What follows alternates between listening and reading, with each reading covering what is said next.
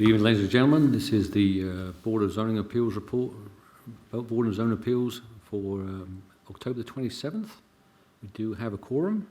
The minutes were emailed out, so if you're going to review the minutes and give me approval or denial or change as requested. I'll suggest we approve the minutes. First, do we have a second? Second. Those in favour say aye. Aye. Aye. Motion carries. Moving on. Okay. We have one request this evening, a request for a variance to setbacks, property located at 130 Elm Street, R2 medium density zoning, property owned by Glenn D. Buchanan and Brad A. Dyer. Mr. Logan, give me your report, please, sir. Thank you. This request is for a variance to a side setback at 130 Elm Street, and this property is zoned R2, which is medium density residential. You can see there in the image, these are pretty large lots, and so the request tonight is to receive a variance to this property line right here, and you can see the storage building there in the image. And apparently, from what was relayed to me, this storage building, so this is the, I think this would be the south side of the lot, and then this is the north side of the lot. So roughly, the property line runs just under this building, and they're requesting to move, and also at the Planning Commission at 6 o'clock tonight, they've submitted a plat to do a boundary line adjustment and change the boundary to move it away from the building. So what's been relayed to me is that this is all coming from the fact that one of the owners is selling and moving, and they first encountered this issue when they were getting ready to put it on the market. There's the building in play, and if we go back to the zoning map, so these are the two lots again, R2 zoned, and there's the property line between them. And so, reading along here in the report, you can see, so per the zoning ordinance, all carports, sheds, and other accessory structures must be located in the side yard or rear yard and be at least 10 feet from all property lines. And then you'll see here, as is always included in the BOZA report, this falls under Tennessee's enabling laws, where by reason of exceptional narrowness, shallowness, or shape of a specific piece of property at the time of the enactment of the zoning ordinance, or by reason of exceptional topographic conditions or other extraordinary and exceptional situation or condition of such piece of property, the strict application of the zoning regulations would result in peculiar or exceptional practical difficulties to or cause undue hardship upon the owner of such property. So typically, when you consider a variance, you're looking at something inherently difficult or wrong with the lot. So something, it's exceptionally narrow, it's exceptionally shallow, there's some up and down topo. It's hard to see that any of that exists with these lots. They seem to be just normal, regular platted lots. And so the fact that a structure was put up either without consulting where the property line was or put up in error knowing where the property line was, it's hard to get that to fit into the variance box, and so staff could not offer any positive recommendation for this one. And then some examples here at the bottom of the report.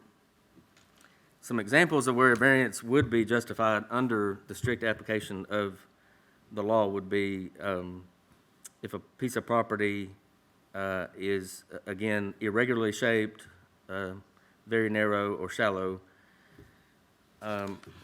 And then another example would be if one's property, part of the property had been taken for the widening of a road or a public roadway, so they're left with a lot that is non-conforming or doesn't have enough space to meet the setbacks.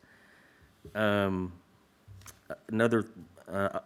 possibility would be if there was some kind of stream that ran across the property in such a way that setbacks could not be met. So you kind of see this is the same report that you all have had for several years when it comes to variances. So we're just compelled, staff is compelled to treat it the same, regardless of why the problem exists. If it doesn't fit the criteria, it doesn't fit the criteria. So that's in, to sum up the report, where we're at with the report. And at this point, I'd be happy to answer any questions. Thank you. Is any, is the applicant here this evening? Mind stepping to the podium, please, sirs? And raise your right hand to be sworn in. Promise to tell the whole truth, none truth, so help you God? Yes, sir, I do. You both state your name and address for the record, please. Brad Dyer, 130 Elm Street, Laverne, Tennessee, formerly now at 5515 Jernigan Lane, Murfreesboro, Tennessee. Thanks, sir. Name, address? Doyle Elkins, Elkins Surveying Company, 520 West Lotto Street, Suite B, Murfreesboro, Tennessee. Thank you very much. Any comments on what the staff said to you? Well, I agree that the lot's sized correctly. The building's been there though, and the undue hardship clause that was in there. This building was built way before zoning, I believe. What year was the zoning ordinance enacted in Laverne? It's been revised several through the years, but I mean, Yeah, I understand what you're saying, but continue on. Well, the garage has been there for 30-something years, so. 35 years, it was built in 1985. I've lived there 10 years. Okay. So he didn't have anything to do with the building of the, No, sir. It was Structure. there when I moved there 10 years ago. And I was unaware when I bought the property that there was a property line problem until my neighbors who lived in the house directly next to me, whose property line is encroached. Those two people were neighbors long, long ago, and they helped build that garage, and they knew that there was a problem, but it didn't matter because they were gonna live there forever.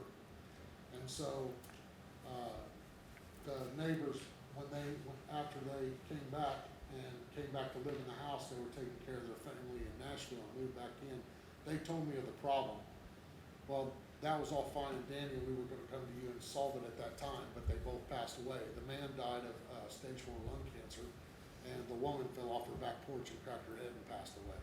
And so then I had no, and now I told the current owner about the problem that I was told from the same previous owners, and we've let it go, and I've lived there, he's lived there almost 4 years now, and now I'm to the point where I need to sell my property.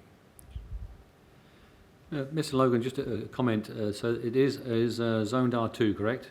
Yes, sir. So, and it's that's 10,000 square foot lots, is that correct? Correct. So for the survey, and you have lot 16 at 41,000 square feet, and you got lot 15 at 42. So, I mean, to get the setbacks, I understand that the garage has been there for years, but if you moved it to where it would meet the guidelines of instead of having it directly on or close to it, move it the 10 feet away as required, it would effectively resolve your issue. Any comments on that?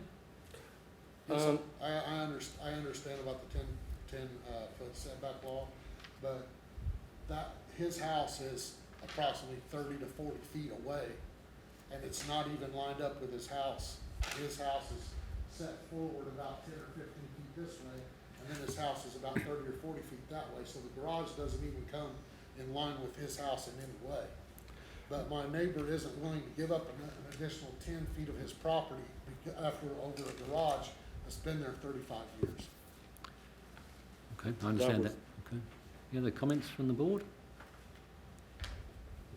I just wanted to ask questions, Bo. It said that there were some phone calls. Were they negative comments, or it was just? No, ma'am. Actually, what they were is several folks on the street thought that it was a rezoning sign. Okay. So all the phone calls I got were wondering why the property was being rezoned, and so I had to talk them down. Okay. So it didn't have anything to do with the boundary moving. Okay. Thank you.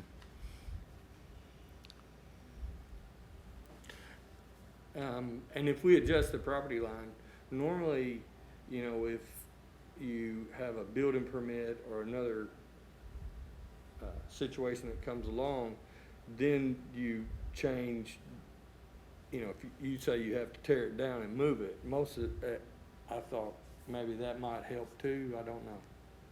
I mean, Well, that might be a mitigation for him selling his lot so that he can get his lot sold. Sure, but the concern would be, as staff noted in their 3 items, you know, there is plenty of room there to move the lot line. I understand your neighbour doesn't want to do that, but I mean, for us, the city, you know, if you moved it to the 10 feet and meet that requirement, we understand as existing buildings have been there many years, we understand that. That's a given. But for us, as a city, I would say to get at least the 10 would be more feasible for us to, you know, move forward with your garage that is not behind the property. So, I mean, I'm just trying to work it out, but at the moment, with the 3 issues that staff's brought up, they are valid as far as I'm concerned. I'm sorry, sir, I didn't quite understand what you said. So I'm going back to the 10-foot setbacks. So you're saying that you're the other owner, or Yes, sir. they won't give you the 10-foot. He was not entertaining the idea well. And on top of that, I really don't wanna have to come out of my pocket to pay him for 10 feet of his property. All right, well, I understand that's obviously an awkward situation, but we're here to follow the rules and guidelines as set by the City of Laverne. So with that, I'm going to make a motion to deny the variance in accordance with the 3 items as listed out by the staff for comments regarding the variance. Do I have a second? Second. All in favour say aye. Aye. Aye. Variance is denied.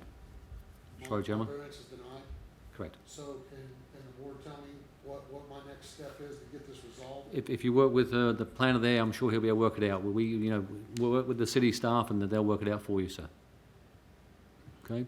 With that, Sir, I would like to say something absolutely. that, you know, we've been waiting 2 months for this, and it's already cost me $12,000 out of my own pocket in the finance that this has caused me, so doesn't that fall under hardship? I really seriously think that this is a matter that should have been solved 2 months ago. Well, I understand that, sir, but you work with city staff and we'll try and work with you again, but to work with the city staff to get it resolved, and you can obviously put in another request if needed. But with that, I want to call this meeting adjourned.